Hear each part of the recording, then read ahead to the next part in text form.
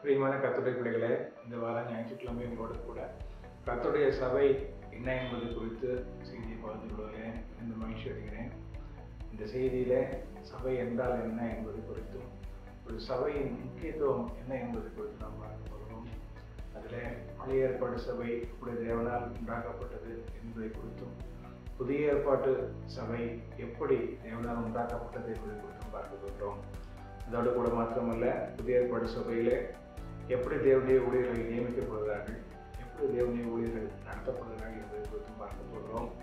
முக்கியமாக விசுவாசத்துடைய முக்கியத்துவம் என்ன என்பதை குறித்து பார்க்க போகிறோம். ஏன் நாம் சபை கூடி வருவதை விட்டுவிடக்கூடாது, சபை கூடி வருவதின் முக்கியத்துவம் என்ன என்பதை குறித்து நாம் பார்க்க போகிறோம்.